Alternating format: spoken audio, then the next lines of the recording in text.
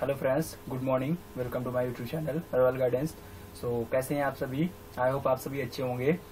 आज के इस वीडियो पे हम लोग डिस्कस करने जा रहे हैं दिस, दैट, दिस, दोज। इनका यूज हम लोग किस तरीके करते हैं आज के इस वीडियो में हम लोग सीखेंगे, और इनको हम लोग बोलते हैं डेमोन्स्ट्रेटिव प्रोनाउन। जैसे कि लास्ट वीडियो में हम लोगों ने सीखा था रिफ्लेक्सिव एंड पजेसिव केस। अब हम लोग सीखने जा रहे हैं डेमोन्स्ट्रेटिव केस।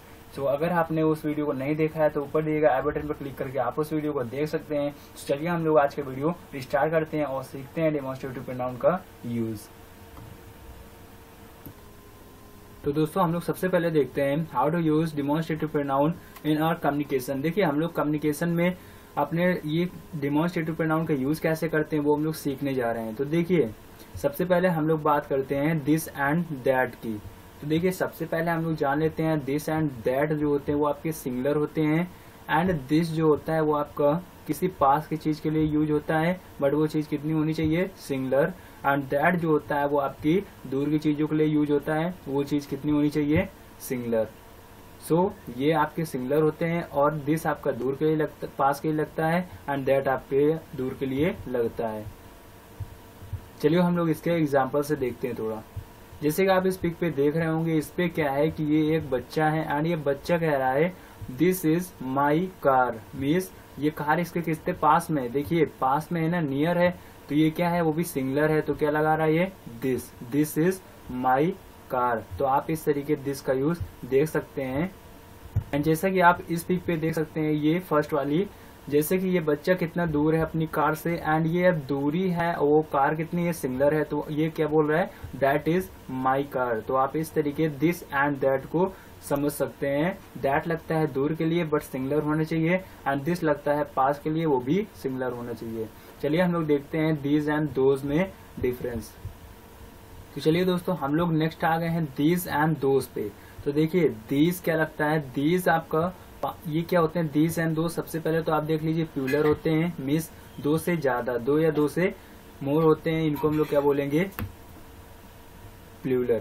तो ये हो जाएंगे दीज एंड दोज। और दीज जो लगता है वो आपकी नियर की चीजों के लिए लगता है, पास में होना चाहिए लेकिन बहुत सारी होना चाहिए, एक दो से ज्यादा, दो या दो से ज्यादा होनी चाहिए लेकिन पास में होनी चाहिए। एंड दोज जो होता है वो आपका दूर के लिए लगता है, दो या दो से ज्यादा होनी चाहिए बट दूर होना चाहिए। तो हम लोग उस जगह पे क्या लगते हैं? दोज का यूज करेंगे। चलिए इसका भी हम लोग एक एग्जाम्पल देखते हैं।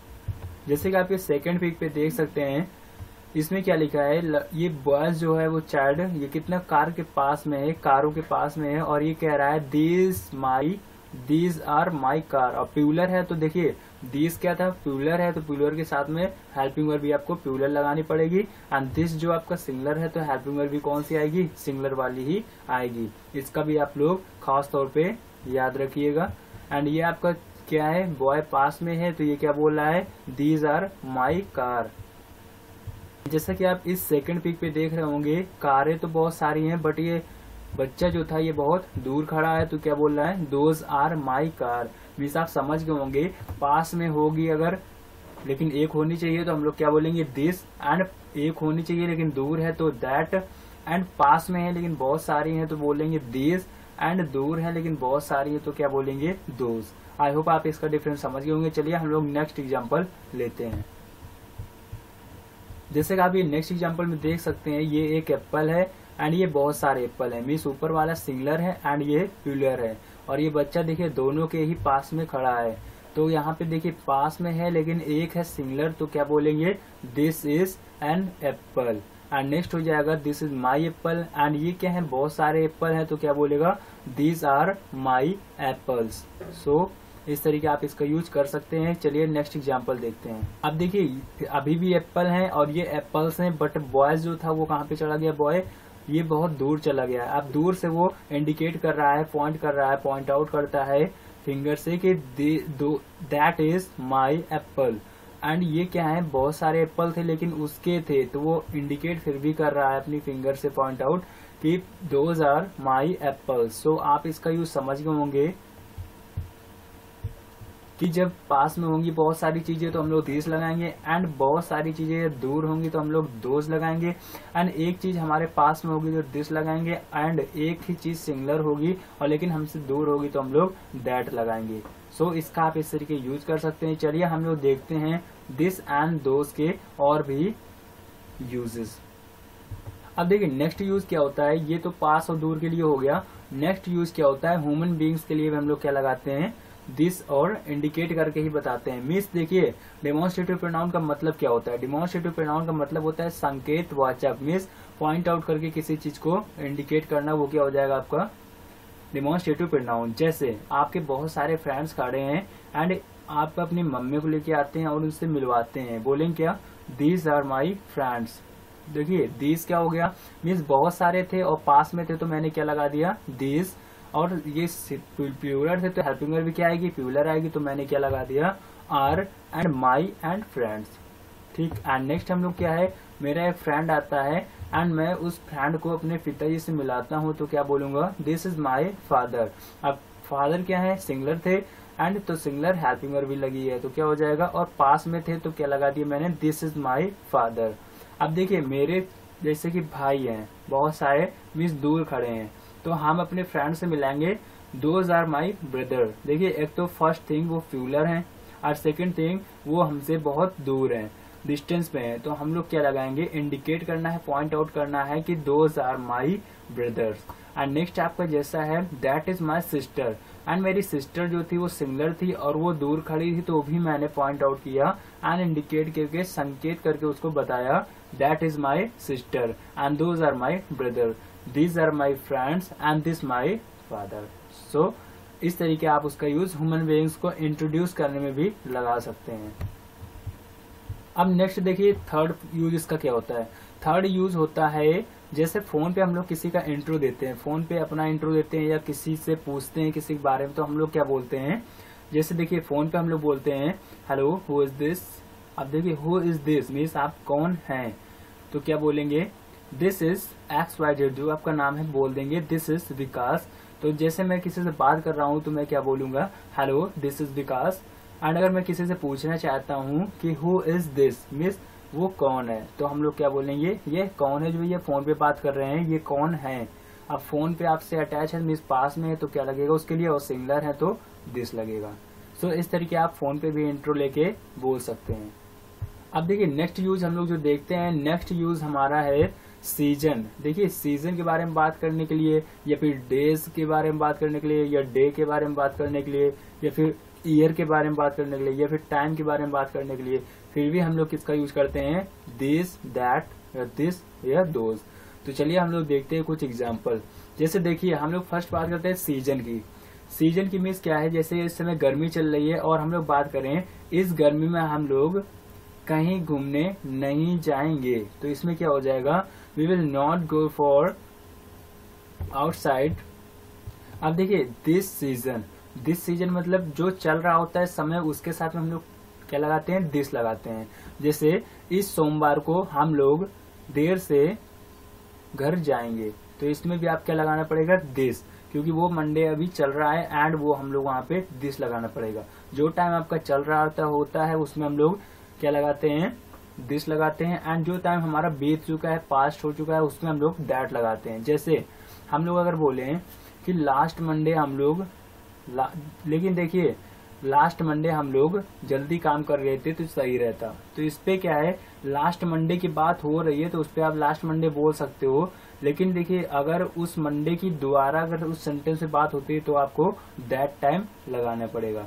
जैसे यहाँ पे आप सेकंड एग्जांपल देख सकते हैं, I did my work at that time when mom come. मेरी मॉम जब आई थी तब मैं अपना काम कर चुका था। ठीक है, तो इस पे क्या है, मिस जब मॉम आई थी मिस उस टाइम को वो इंडिकेट कर रहा है, फास्ट का टाइम है तो वो उस समय क्या लगा रहा है, दैट टाइम, उस समय। एंड नेक्स्ट है आपका वर्क, किसी वर्क को आपको बताना हो, उस पे भी आपको इंडिकेट करना हो तो आप दिस या दैट का यूज कर सकते हैं। जैसे this is very hard work, this is very hard work, ये बहुत कठिन काम है, इस पे भी आपको दिस लगाना पड़ेगा। एंड आप थर्ड एग्जांपल पे देख सकते हो, I can do this work on this days. अब देखिए I can do this work, इस पे देखिए दो आपके डेमोन्स्ट्रेटिव आ रहे हैं, एक ये हो गया I can do this work means क्या हो गया, यह काम कर सकता हूँ, ऑन दिस डेज, दिस आ गया आपको डेमोन्स्ट्रेटिव। एंड दिस डेज को हम लोग बोलते हैं आज और कल। आजकल हम ये काम कर सकते हैं, तो क्या हो जाएगा I can do this work on this days. This days का मीन्स क्या होता है आजकल, एंड दोज डेज का मतलब उन दिनों। काश मैं उन दिनों पढ़ लिया होता, तो इसके लिए आपको क्या लगाना पड़ेगा दोज डेज। जैसे हम लोग अगर बोले काश मैं उन दिनों पढ़ चुका होता, ठीक है, तो इस पे आपको क्या लगाना पड़ेगा, पास्ट का टाइम है, पढ़ लिया होता, तो इसमें क्या हो जाएगा काश में पहली बात तो आप विश कर रहे हो तो क्या लगाना पड़ेगा आई विश, एंड नेक्स्ट हो जाएगा आई स्टडीड दोज डेज, उन दिनों में क्या हो जाएगा दोज डेज, तो आप इस जगह यूज कर सकते हैं।